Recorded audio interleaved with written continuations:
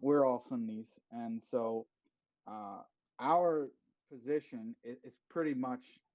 I don't want to use the word dogma, but it's considered orthodox to reject divine simplicity. So we actually reject divine simplicity.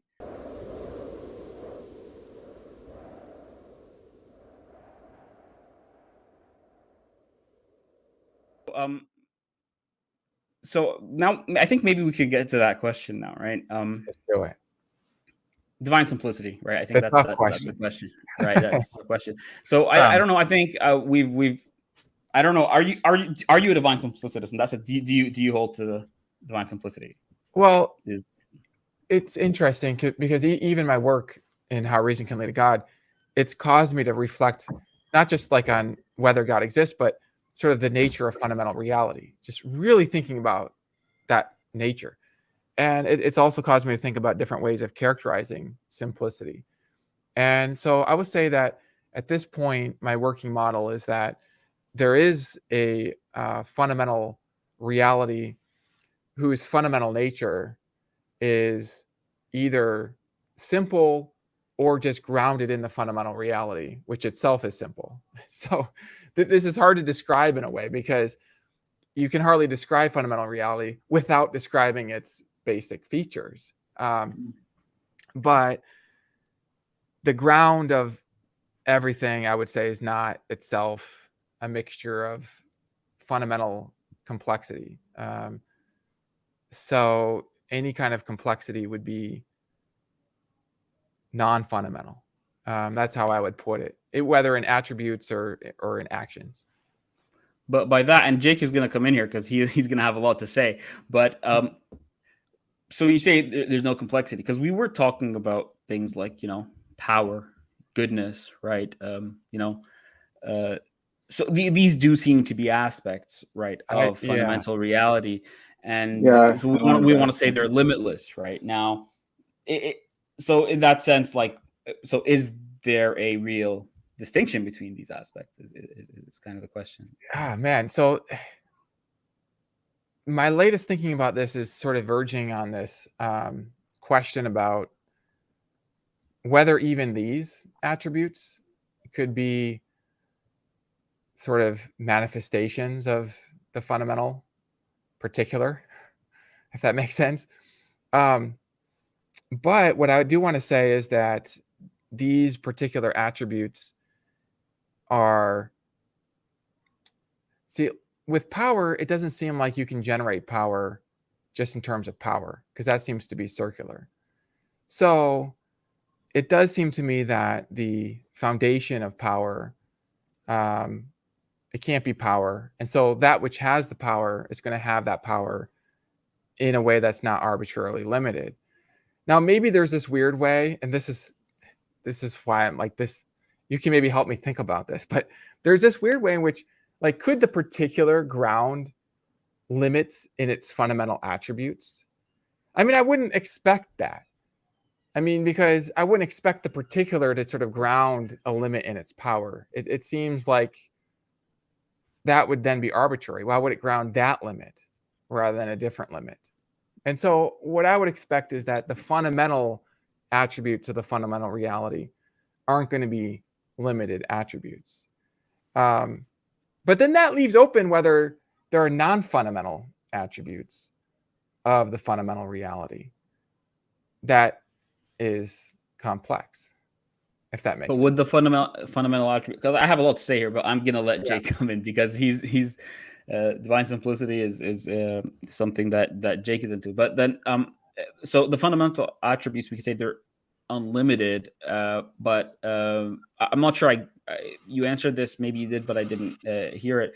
Are they distinct in the sense that, like, so you've got the power, and then you've got the goodness, or then you've got, let's say, so whatever other aspects Yeah, they are would they be non-identical. collapsible into They wouldn't be non-identical? identical.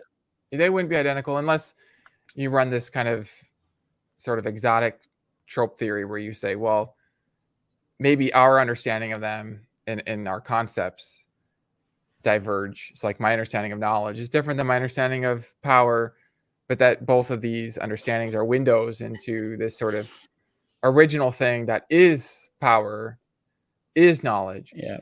But that isn't my working model. Okay, so my working model right now, just sitting with you guys, this is my hypothesis, is that these are non-identical aspects. So the fundamental power is not the same as the fundamental knowledge. That's good. We'd like to hear that. Yeah, so that's my working model, and then that anything that would be, let's say, limited, like a cube or something, that would come out of some kind of activity. Yeah. Because it seems to me like you're understanding. And the reason I said this earlier, and Jake, you're gonna need to jump in whenever you can, because I'm gonna keep asking questions. But because it seems like from what you you wrote about, like pure actuality, right? It seems like your understanding of that is just slightly different than the typical explanation we get from the Thomist explanation of pure actuality, and it seems like you do kind of account for it in terms of limits, right? So I don't know if that's right, but then it seems like in that sense it wouldn't be that traditional Thomist divine simplicity model. Can I address that here, because I've updated my vocabulary a little bit since writing that. So I think that what I really want to do is I want to think of pure actuality in terms of there being no potentiality within the fundamental nature of fundamental reality. There's no potentiality in there. That allows for potentialities to be non-fundamental. And then I do tie it to limits, because then I do think, as a matter of argument, that if the fundamental nature of fundamental reality had limits, like the shape of a tree or a pine cone, then it would have potentialities, because it could have a different shape. And so that's a reason that I would have to think that fundamental reality is purely actual, has no potentiality in its fundamental nature, and therefore no fundamental limits. And then again, that allows for non-fundamental variations. Yeah. Right. I think that makes sense. Yeah, I think maybe we can explain what our position is. Although there is diversity within the Islamic tradition, the one that we hold to anyway, because I don't know how familiar you are, but there's, broadly speaking, you have Sunnis and the Shia. We're all Sunnis, and so our position is pretty much, I don't want to use the word dogma, but it's considered orthodox to reject divine simplicity. So we actually reject divine simplicity, and we believe that, of course, we believe in one God, but we believe that he has real attributes that are not identical to each other. So like what you said, not identical. And obviously power, knowledge are some of them. So, and this is actually surprising to some people who are not that familiar with the Islamic tradition, because many people think, oh, they rejected Trinity, so they must be like strict divine simplicists. But no, we actually don't accept divine simplicity, primarily for textual reasons. But so yeah, our conception is, of course, we believe that God is necessary being, fundamental reality, but we believe that he has multiple attributes that are not identical to each other, nor are they identical to the essence. The wording that's used, trying to translate it from Arabic, is that they subsist within God's essence, so to speak. So that's why I have a lot of questions about this, because there are two sides of this that are really interesting. Yeah. Some people think that, and you're an expert on, I think anyway, you're an expert on the contingency argument. Some people from our tradition, and maybe even some of the Muslims watching, because they know and have an understanding that we can't really accept divine simplicity, at least not under quote unquote orthodoxy. So there's a concern that when people hear us using this argument, they think that it's going against the tradition, because, well, it leads necessarily to divine simplicity. So maybe before I go too far, because I've seen your other talks and discussions, especially the one recently. I forget the other guy's name, but you mentioned him earlier, the atheist guy, where you guys were talking about fundamental reality and it being mental. And it seemed obvious to me that you don't affirm divine simplicity, at least not in the way that I understand it. So what would you say to maybe some of the people that think, and there are two sides of the spectrum. First, it are those that reject divine simplicity, and because they do that, they're therefore skeptical to use the contingency argument. And then also those who accept divine simplicity that think that the contingency argument necessarily entails divine simplicity. You see, there's a concern from sort of both camps. But I don't think that that's true. It doesn't seem that you do either, because you're a proponent of the argument, and also you don't accept divine simplicity, at least in the way that many people conceive of it. So what would your response be to sort of both sides of that coin? Yeah, I'm totally with you. Yeah. So my argument from arbitrary limits and shaving those off does not take us to a kind of radical simplicity that collapses all the attributes. There might be other reasons that one could think about with respect to that. But as far as this argument, no, I mean, all it does is it shaves off the arbitrary limits, the unexplained limits. But as long as the different attributes of God are grounded in the fundamental attributes of God, which you could say are grounded in God, that will allow for there to be a plurality of attributes, a plurality of aspects within God's nature. And again, I mean, that is my own working model right now. So that is very helpful. I'm glad you're bringing this up for your audience, because I have on occasion received some emails from some Muslims who have asked me this question about whether shaving off the arbitrary limits would still allow there to be a kind of diversity of aspects. And absolutely it does. I mean, you can have different aspects that are rooted in the fundamental reality, as long as you don't have arbitrary unexplained limits. So yeah, I think that's an important distinction to make here. Right. Yeah, because we get questions from Muslims, because we try to represent the contingency argument on here. And so there are some genuine concerns of whether or not there is a problem.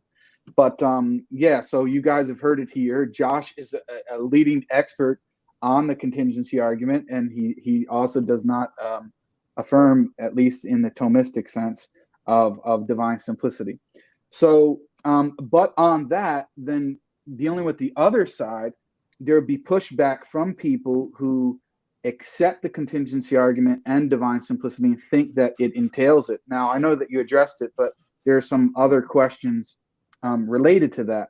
One of which is, okay, we have the fundamental layer of reality, and within God, I don't know whether you want to call it the essence of God, or I don't know what the best term would be to use in that case. But then you have also these attributes that, for example, knowledge, power, and goodness, just using the three that you've given, that are not identical to the essence, and they're not identical to each other, right? And so the question is, if God is basically his essence plus his attributes, for lack of better way of expressing it, then wouldn't this be a conflict with the contingency argument, in the sense that he's dependent upon his attributes? So there's a dependency relationship between God and his attributes by the fact that he's composite in some sense. He depends on his attributes. And so would that be, how would you resolve that problem, I guess? If there's a composite where the parts are prior to the whole, I mean, maybe one could think that the whole is somehow prior to the parts. I mean, I do want to just affirm that even in my own thinking, I'm trying to kind of leave open some different models, including even how to interpret some of the Thomistic models. Those are things I'm also still exploring. But as far as just this cosmological argument, it certainly leaves that open. And I would say it even does leave open the idea that you could have some kind of composite, as long as the whole is explanatorily prior to its parts. Because otherwise we're back to the problem of arbitrarily limited numbers of parts. Like, why those numbers? Why would those be all the pieces, of God, if they're fundamental? It seems like they have to be anchored more deeply. So that's how I would think about that. Yeah, so then you would just say that if somebody wanted to go that route, that the whole would be prior to the part, so to speak. And this isn't language that we necessarily use, but the whole would be prior to the parts in some sense. And that maybe the proponent of divine simplicity, who's sort of maybe driving this critique, is working with an assumption, a sort of mereological assumption about the nature of parts, the nature between a whole and its parts, etc. That people like us or others who want to explore this type of complexity, so to speak, are somewhat free to reject, and there's, at least room for discussion on that. Is that how you would see it? Yeah, I like how you put that. Yeah. Okay. If I understand Okay. what you're saying, yeah. Yeah. Okay. And so let's see, what else can we talk about with divine simplicity? Okay, so another issue is, in what's called classical theism, a lot of times the certain attributes are linked together, like God's simplicity, his timelessness, his changelessness. And so on a model in which God changes or has genuine succession in his life over moments of time, if you reject timelessness, how would you explain how the necessary being could still be the necessary being, and yet he's different over time? Does that make sense? I think so. So my working model, and you can come back on this right now, is that time depends on change. So time involves earlier and later than relations between states of affairs, and that these are relations themselves are grounded in changing systems. And so I'm kind of thinking that, like, in a possible world where God doesn't create anything, if there were such a possible world, there would be no change and therefore no time. And so in that sense, God wouldn't be, like, in his essence a temporal being, but would be able to exist in a world without time. But then in a world where there is change, my current model, God is related to the changing things. So, like, God is present right now with us. And in that sense, God would be in time. Not constrained by time, but operating within time as something that is part of a changing world, or the foundation of a changing world.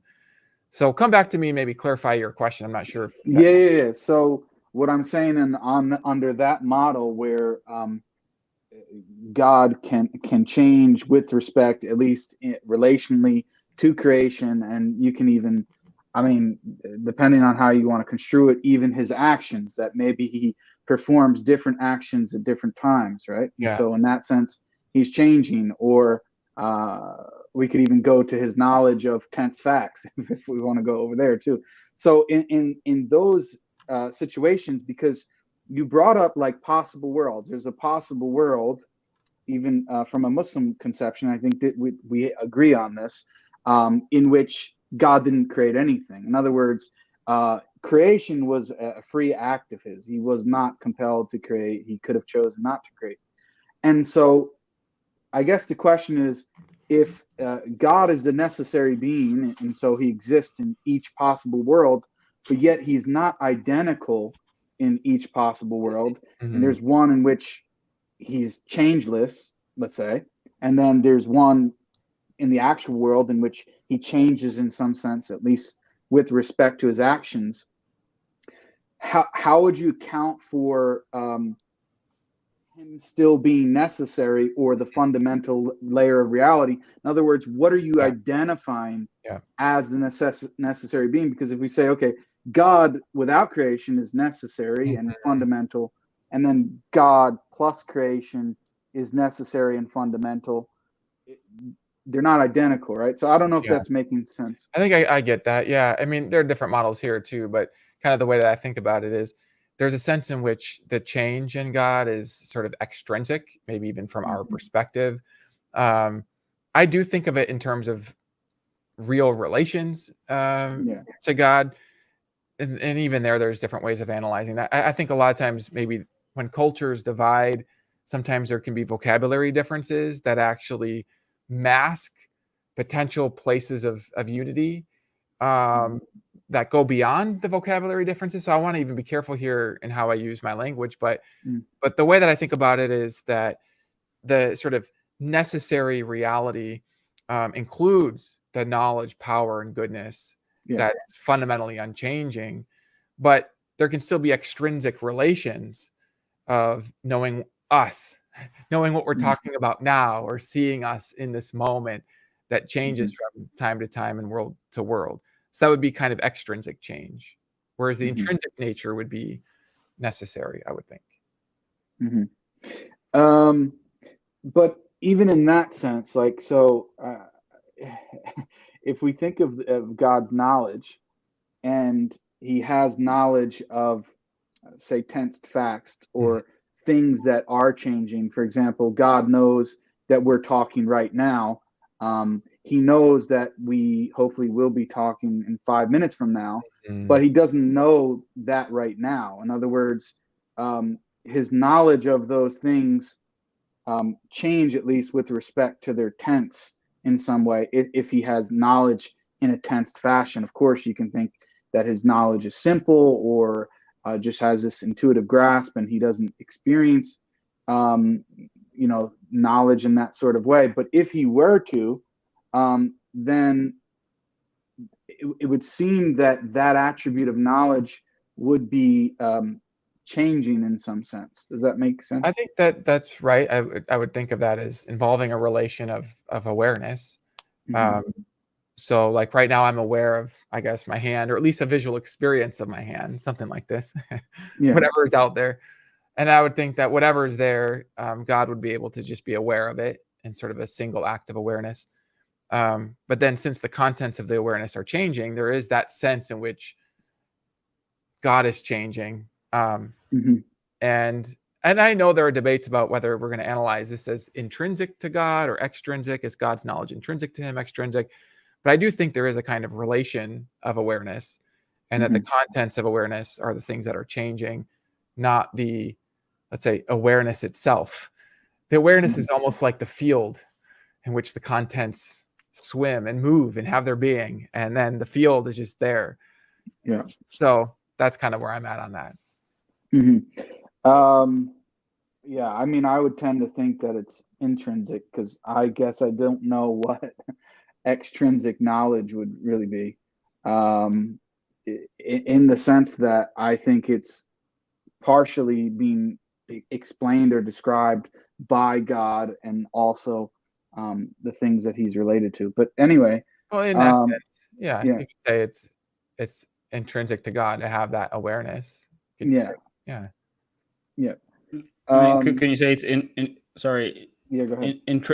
Intrinsic and non-essential, in the sense that I think that's fine. So you do have the essential attributes that make God God, but there could be an intrinsic, something that's intrinsic and not essential, such as like his contingent knowledge, or act of creation. I almost kind of wonder if it's like there's this intrinsic act of awareness, like this sort of field of awareness, and then what's extrinsic would be the contents of that awareness. Those things are changing. So there's this kind of weird way in which the intrinsic and extrinsic come together in God's knowledge. And so maybe part of the way that dialectical partners can make progress on this question is just sort of clarifying the intrinsic aspect and the extrinsic aspect, and just getting those terms very clear. But I think I'm with what you're saying. Yeah. And so, I mean, if we move on from knowledge, I probably just have like one more question on this. We were talking about before God's actions, and the fact that he has power, and we would also say he has will. He exercises that power and performs actions. He's a genuine agent. And so we also mentioned before that there's a possible world in which God doesn't create anything, right? And so if that's the case, his act of creation is a contingent act, is it not? In that case, yeah. Okay, so if his act is contingent, and that's something that is ascribed to him, and how do we explain how the necessary being could have contingent properties or attributes? Well, so I like the analysis earlier that God's will could make the difference between the necessary and the contingent. God decides to make a world because he loves us, he finds us a very interesting world. So that might at least be a part of an explanation there. Yeah. What I'm saying is, if we're talking about the necessary being, is it problematic to say that the necessary being is partly necessary and partly contingent? So I wouldn't use that language. I'm not thinking of the necessary being as like having parts where one part is necessary and the other is contingent. I'm thinking of it more like maybe having states. I'm actually kind of working through these distinctions in the current book I'm writing because I'm talking about the nature of persons. So I make this distinction between parts, properties, states. This is like analytical surgery here. And once we get that all very clear, then what I would want to say here, and I think maybe this is consistent with your thought, is that the fundamental reality could have some states that are necessary, like its independent nature, but then it could have other states that are contingent, like the state of knowing what's going on, for example. And or even performing actions, like I was saying, but in that state. Performing action or even being in our world, like the state of being in a non-empty world would be an example. Yes. But then in that state, if that state is contingent, then the question is, if that state is contingent, how does that affect God's modal status? In other words, how would it not make God then contingent, I guess is the question. So you could have a necessarily existing thing that has attributes or states that are not, let's say, essential to it. That's how I would think about it. Like right now, I exist, and I'm not necessarily existing as far as I know, but I exist, and I can change my states. See, I'm like changing my states. So like maybe God could do the same thing. He could have a kind of necessary existence, and that way he could still change in relation to what's going on.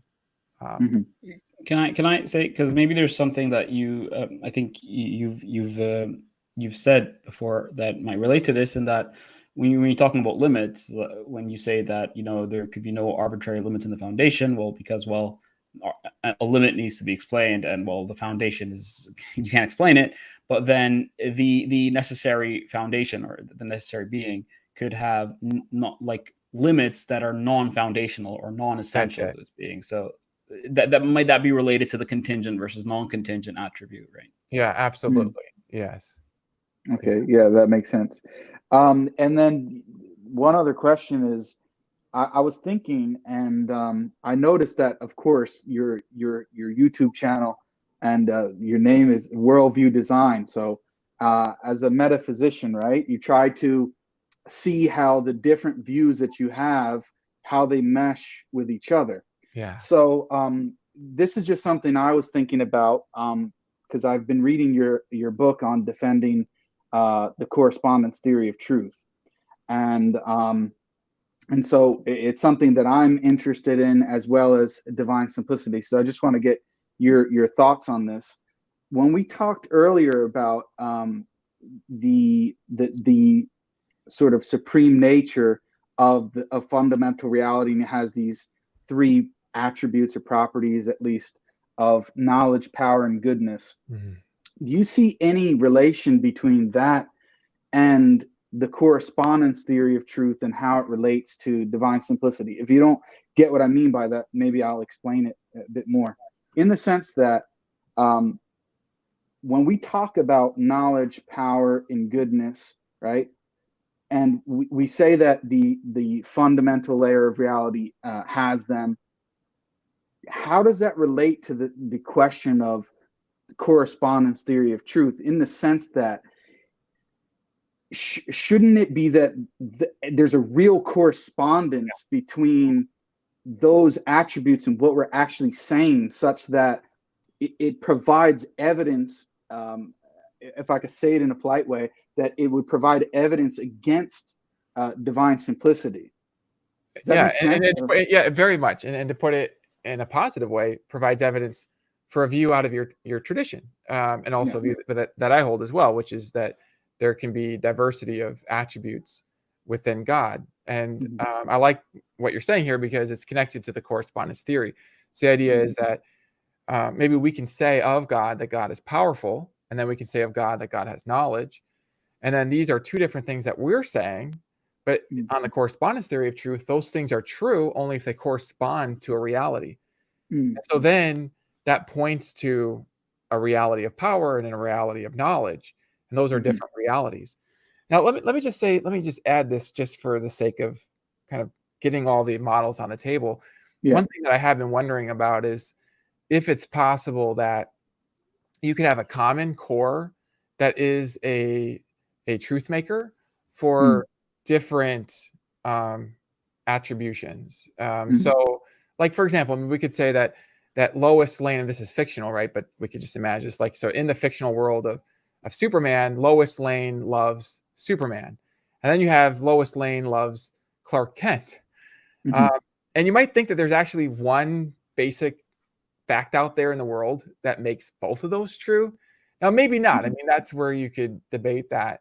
But I have kind of wondered if like, could power talk be like our window into fundamental reality through the concept of power, and then knowledge talk be a window into the same fundamental reality through the window of our knowledge concept? That's kind of like just this idea that I've been thinking about. But putting that to the side, I do think that the correspondence theory does point at least to some reality that these propositions correspond to. And that would provide some kind of evidence, I think, for a diversity of attributes anchored in one being. Yeah. I mean, in the sense that they would be truth makers for what is being described. Now, that's certainly right. I mean, some people in the tradition hold to that God's essence, that God is basically knowing through his essence. He has power through his essence, but not through this attribute, which is knowledge or power, etc. But I think the question is, going back to the Superman and Clark Kent analogy, that seems to be due to epistemic limitations in that maybe you don't know that Superman is actually Clark Kent. And so we would have to then analyze these concepts like power, knowledge, goodness, etc., and see, well, is it really the same type of thing? Is it really analogous? Does it seem like we're missing something that, or are these things really different? Does that make sense? Yeah, absolutely. I think that is the question. I think that's why there is kind of this debate over whether our concepts of knowledge, power, and goodness are kind of just analogies of the original reality, or whether they're sort of univocal terms that we understand to actually apply to the original reality. Now, my own view has been that just what you're describing, that these are really distinct attributes. But I'm just sort of thinking about all the possible models we could think about. So I think there are some options still on the table here. Yeah, no, definitely. I just because I've been reading your book on correspondence theory, and I like to see how these different views that we hold, they fit together. What's the best way of trying to conceive of it? And I haven't seen you speak about it too much, so I just wanted to run that idea off of you. I'm sure you've already thought about how that relates to God and his attributes, etc. But just wanted to run that thought by you guys. If you guys have anything you want to come in here, I know we've been going for quite a while now. Oh, this is so good.